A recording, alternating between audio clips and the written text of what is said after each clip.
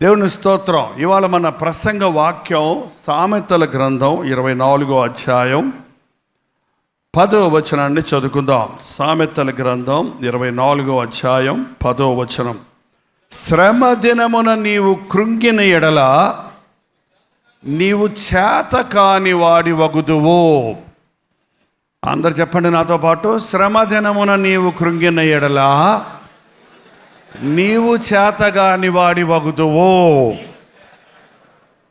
Bible ఎప్పుడు సరిగ్గా చదివితే స్పష్టంగా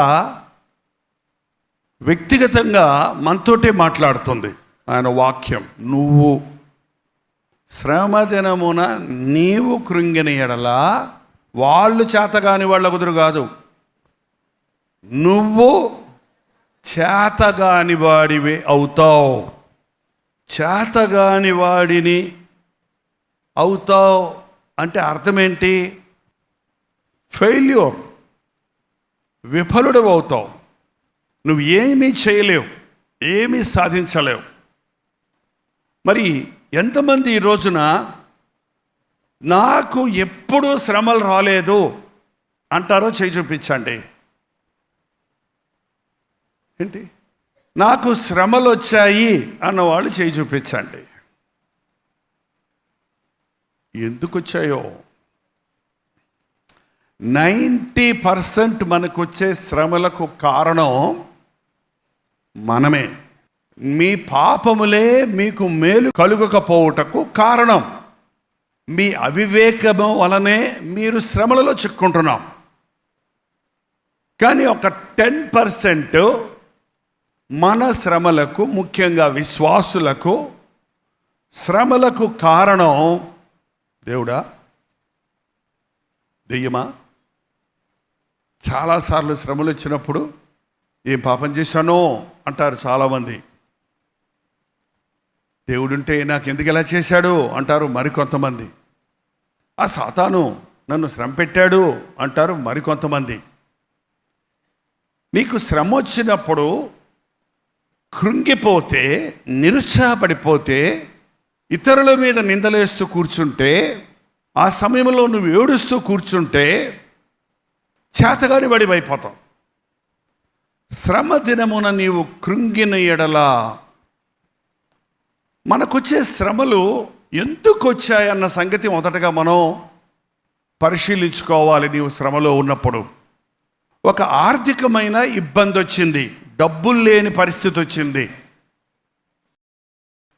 చాలా ఫైనాన్షియల్ క్రైసిస్ అంటారు ఈ రోజుల్లో.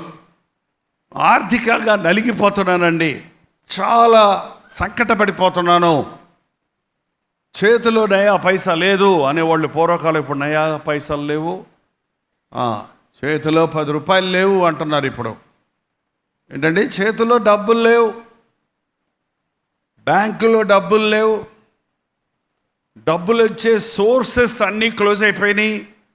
ఎదురుగుండా చాలా ఎక్స్పెన్సెస్ ఉన్నాయి, ఖర్చులు ఉన్నాయి, బిల్స్ ఉన్నాయి, అవసరతలు ఉన్నాయి. ఈ పరిస్థితుల్లో ఏం చేయాలో అర్థం కావటం లేదు అని ఈ రోజున చాలామంది జస్ట్ కేవలం ఆర్థికమైన ఇబ్బందులను బట్టి, డబ్బు విషయంలో వచ్చిన నిందను బట్టి, అవమానమును బట్టి, శ్రమను బట్టి, లోటును బట్టి, అప్పులు తీర్చలేక, వ్యాపారం ముందుకు సాగక, ఏం చేయాలో తెలియక కృంగిపోతూ ఉన్నారు, డిస్కరేజ్ అయిపోతూ ఉన్నారు. ఎంత మ్యాక్సిమం స్థితికి వాళ్ళు వెళ్ళిపోతున్నారంటే అలా నిరుత్సాహపడిపోయి చచ్చిపోదాము, ఇక చావే. ఒక సహోదరు వచ్చి చెప్తున్నారు, నా భర్త అప్పులు తీర్చలేక ఆత్మహత్య చేసుకొని చచ్చిపోయాడండి, నేను 2 బిడ్డలము, ఇప్పుడు ఏం చేయాలో చేయని పరిస్థితుల్లో ఉన్నాం. ఆయన చచ్చిపోయాడు కానీ అప్పు చచ్చిపోద్దా? అదేం అజ్ఞానం అండి. ఆయన అప్పు తీర్చలేక చచ్చిపోయేవాడు కట్టుకున్న భార్యను, కన్న బిడ్డలను, మరి వాళ్ళ గురించి ఆలోచించకుండా ఆ నిరుత్సాహంలో ఆత్మహత్య చేసుకుంటే ఆ భార్య కన్నీటితో తను శ్రమలో చిక్కుకుంది. ఇప్పుడు చాలామంది రోజున శ్రమలు తప్పించుకుందామని ఆ శ్రమను ఇంకొకళ్ళ మీద వేయడానికి ప్రయత్నిస్తున్నారు, తమ సొంత వారి మీద వేయడానికి ప్రయత్నిస్తున్నారు. చాలామంది తల్లిదండ్రులు వారి శ్రమలను బిడ్డల మీద వేయడం చూస్తున్నాం. చాలామంది బిడ్డలు వారి శ్రమలను తల్లిదండ్రుల మీద వేయడం చూస్తున్నాం. మన భారతదేశంలో చాలామంది పురుషులు తమ శ్రమ అంతా భార్య మీద వేసి తాను చావటానికో పారిపోవటానికో లేక మరో విధంగానో తన శ్రమను మర్చిపోవడానికి ప్రయత్నాలు చేస్తున్నారు. శ్రమ వచ్చినప్పుడు ఏం చేయాలి? ఒక విశ్వాసిగా శ్రమలు వస్తాయి. ఇది శ్రమల లోకం. ఏం లోకం? మళ్ళీ ఒకసారి చెప్పండి, పక్కవాళ్ళు చెప్పండి. ఇది శ్రమల లోకం అంట. శ్రమ వచ్చినప్పుడు బో వచ్చేసిందే, అయ్యో ఇదేంటి అని ఆశ్చర్యపడాల్సిన అవసరమే లేదది. ఇది ఈ లోకములో మనకి మీకు లోకములో శ్రమ కలుగును, ఆయనను ధైర్యము తెచ్చుకొనుడి, నేను లోకమును జయించి ఉన్నాను. శ్రమ వచ్చినప్పుడు కృంగకూడదు, కానీ ధైర్యం తెచ్చుకోవాలి. ధైర్యం తెచ్చుకోమన్నారు కదా అని కొంతమంది ఏ బాధ వచ్చినా దాన్ని కేర్లెస్గా నిర్లక్ష్యంగా వదిలేసి పట్టించుకోకుండా, ఒక రోగం వస్తే నాకు రోగం రాదులే, నాకు రోగం రాదులే, నాకు లేదులే అని నువ్వు అనుకున్నంత మాత్రం నీ రోగం పోద్దా? నువ్వు అప్పుల్లో పడితే నాకు అప్పు లేదులే అంటే సరిపోద్దా? ఎవరో నిన్ను ఒక మాట దూషిస్తే వాళ్ళు అట్టగా దూషిస్తారులే అని నిన్ను నీవు పరీక్షించుకోకుండా ఉంటే సరిపోతుందా? శ్రమ దినాన it's not a full stop. శ్రమ వచ్చిందంటే ఇక అంతటితో అంతం కాదు. ఈ శ్రమలో నుండి నేను బయటపడగలను, ఈ శ్రమల నుంచి నన్ను బయటకు తీసుకురాగలిగిన దేవుడు ఉన్నాడు అన్న విశ్వాసం ఉండాలి. శ్రమ వచ్చినప్పుడు గొప్ప విడుదల మనకి ఎక్కడ దొరుకుద్దంటే మోకాళ్ళ మీద పడటం నేర్చుకోండి.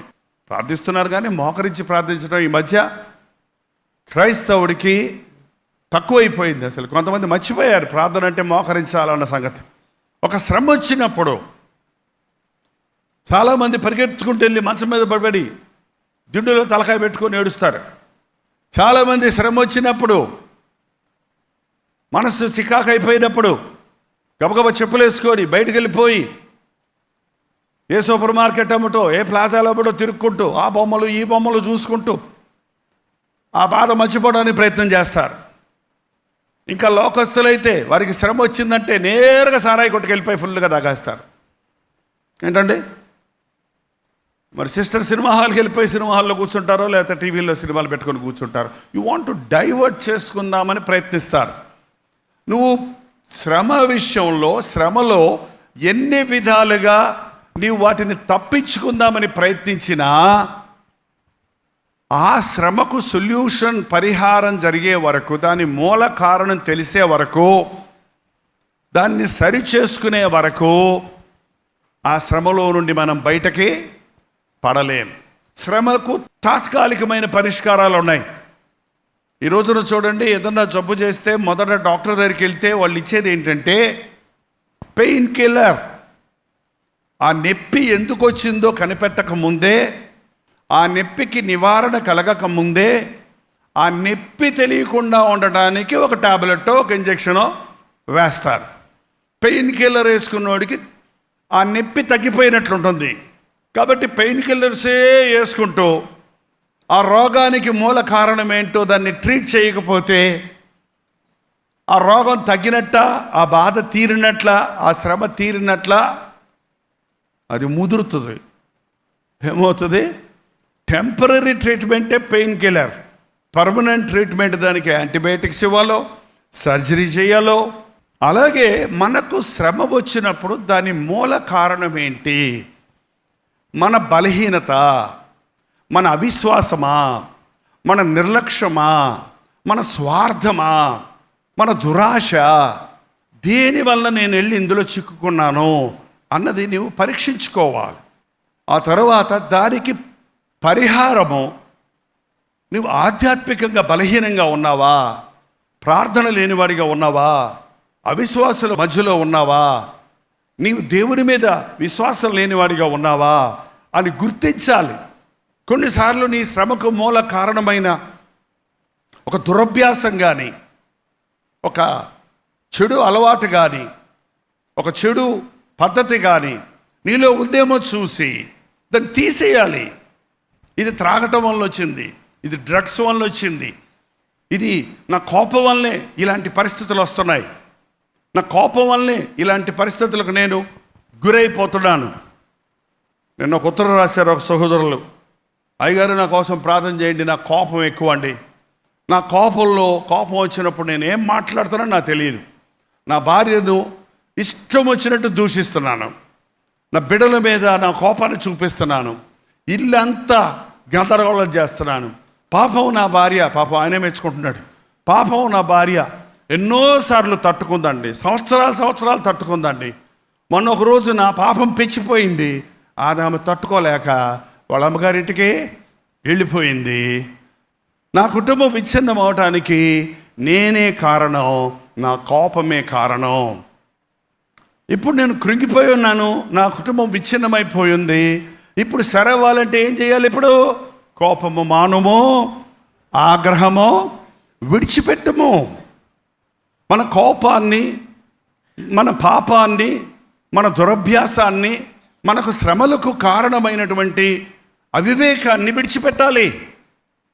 ఆర్థికమైన ఇబ్బందులు నీకు కలిగాయంటే అనవసరమైన ఖర్చులు నువ్వు చేస్తున్నావా?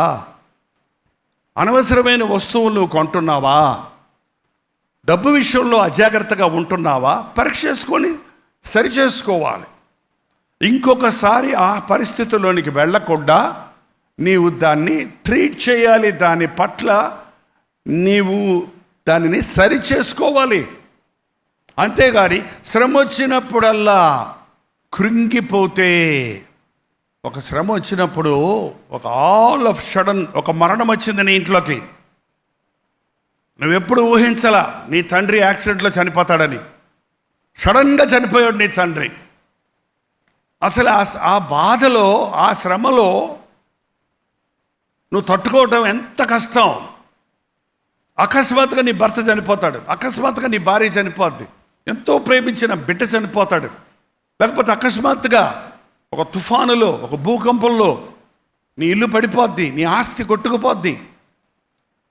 లేదా నువ్వెంతో జాగ్రత్త పడి కష్టపడి సంపాదించిన డబ్బు నీవిచ్చిన వాళ్ళు నిన్ను మోసం చేస్తారు, నువ్వు పెట్టిన బ్యాంకు దివాలా తీస్తుంది. ఏంటంటే ఈ లోకంలో మనం అనుకోననివి అకస్మాత్తుగా కలిగినప్పుడు ఆ సమయంలో మనం డిప్రెస్ అయిపోతాం, అప్సెట్ అయిపోతాం, కృంగిపోతాం. వెంటనే ఒక విధమైన విరక్తి మన జీవితంలో కలుగుతుంది. ఇంకేముంది, నా బతుకు అంతే అయిపోయింది, ఇంకేముంది, నేనేం చేయగలను, ఇంతే, ఇక నా బతుకులో మరలా నవ్వు లేదిక, సంతోషం లేదిక, నేనేమి సాధించలేనిక. ఎంతమంది ఈ రోజున పరీక్షలు రాసే యవనస్తులు చదివి చదివి చదివి చదివి చాలా ఎక్స్పెక్టేషన్తో నేను పాస్ అవుతాను, ఉన్నతమైన శ్రేణిలో పాస్ అవుతానన్నవాడు కనీసం మినిమం మార్కులు కూడా రానప్పుడు నిరుత్సాహపడిపోతున్నాడు. ఎంతో ఆశతో ఒక ఇంటర్వ్యూకి వెళ్ళినప్పుడు సెలెక్ట్ అవ్వకపోతే, కొంతమంది చెబుతారు లాస్ట్ రౌండ్లో ఉన్నానండి, అన్నిట్లో సెలెక్ట్ అయ్యానండి, సెలెక్ట్ అవుతున్నానులే అనుకున్నా, లాస్ట్ రౌండ్లో ఫెయిల్ అయిపోయావు అనుకో, నీకు అపాయింట్మెంట్ లెటర్ రాలేదనుకో, ఏమైపోతారు ఆ రోజు? ఏంటండి, సర్టిఫికెట్లు జించేసేవాళ్ళు ఉన్నారు,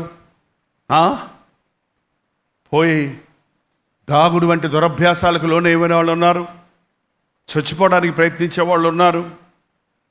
ఈ లోకం శ్రమల లోకం కనుక ఒకటి తర్వాత ఒకటి ఏదో ఒకటి శ్రమలు మనకి వస్తూనే ఉంటాయి అన్న వాళ్ళందరూ హల్లెలూయా చెప్పండి.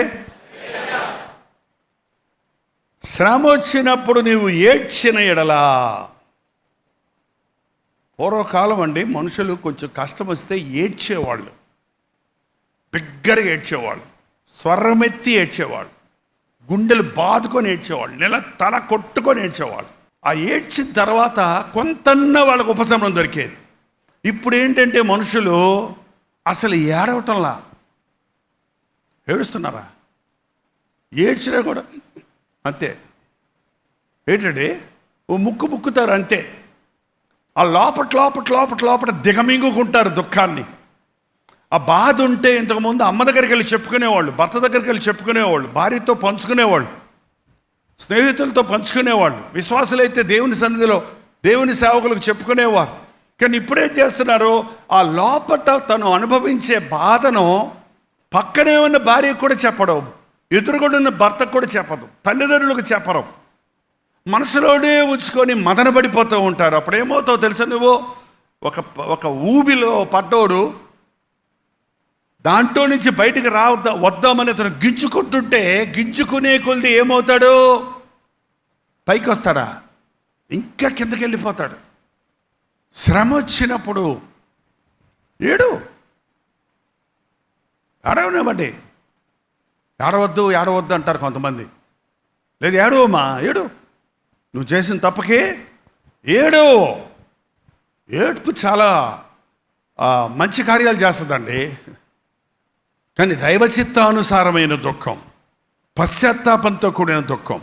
పేతురు వెలుపలికి పోయి సంతాపపడి ఏడ్చాడు కాబట్టి మళ్ళీ తన బ్రతుకులో ఎన్నడూ యేసు ప్రభుని ఎరగనని చెప్పలేదు. ఈ రోజున పశ్చాత్తాపం కనబడటం లేదు. శ్రమ వచ్చినప్పుడు మళ్ళీ ఎదురు ప్రశ్నలు వేస్తారు, ఎదుటివారి మీద నిందలేస్తారు, దేవుణ్ణి దూషిస్తారే కానీ ఇది నా వలనే వచ్చింది అన్న గ్రహింపు నీకు వచ్చిన రోజు నీ శ్రమకు మందు కనిపెట్టావని అర్థం. నీ శ్రమల నుంచి నీకు విడుదల ప్రారంభమైందని అర్థం. అంతేగాని శ్రమ వచ్చినప్పుడు కృంగిపోతే నిర్వీర్యుడు అయిపోతావు, నిష్ప్రయోజకుడు అయిపోతావు. నువ్వేమి సాధించలేవు ఇక నీ జీవితంలో.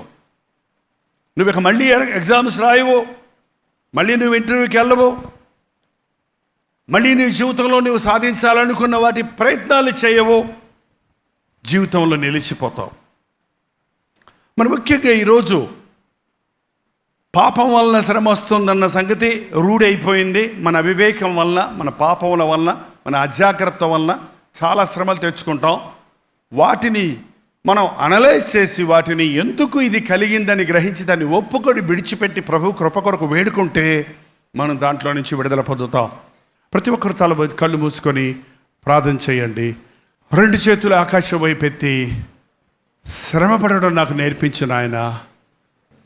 ప్రభు కొరకు బ్రతకాలనుకున్నప్పుడు ఒక నిందొస్తే, ఒక అవమానం వస్తే ఆగిపోతున్నాను, కృంగిపోతున్నాను, అధైర్యపడుతున్నాను.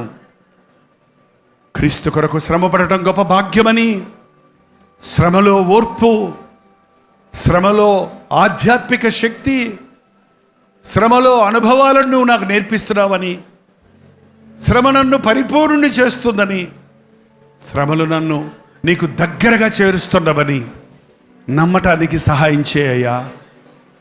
ప్రభుతో చెప్పండి, ఎన్నోసార్లు ఆయనకి దూరంగా పారిపోయినా, నీ చింతలో నీవు మునిగిపోయినా, నీ చింతలో నీ శ్రమలలో నీవు కృంగిపోయినా, నిన్ను ప్రేమించే దేవుడు ఉన్నాడని, నీ శ్రమలో నుండి నిన్ను బయటకు తీసి నీ శ్రమలలో నీకు తోడై ఉండి నిన్ను స్థిరపరిచి బలపరిచి తన నిత్యరాజ్య వారసుడిగా చేయాలన్నా ప్రభు వైపు చూడు. నీ శ్రమలే నువ్వు చూసుకుంటే కృంగిపోతావు. నీ చింతలే నువ్వు లెక్కించుకుంటే నువ్వు చేతగాని వాడి అయిపోతావు. నేను ప్రేమించే యేసు వైపు చూడు. మనుష్యుల్ని నమ్ముకొని మోసపోయావు, డబ్బును నమ్ముకొని నష్టపోయావు. సర్వకృపానిధి అయిన ప్రభు వైపు చూడు. నాయన, ఈరోజు నన్ను అభిషేకించు నాయన. నీ కొరకు శ్రమ పడటం భాగ్యమని అంచటానికి కొంచెము కాలము శ్రమ పడిన తరువాత మమ్మను బలపరిచి పూర్ణులుగా చేసి బలపరిచి స్థిరపరుస్తావన్న విశ్వాసం మాకు దయచేయి. ఎంతోమంది లోకంలో ఉండగా క్రీస్తు యేసునందు సర్వకృపానిధియగు దేవా, నీవు మమ్మల్ని పిలుచుకున్నావు కదా.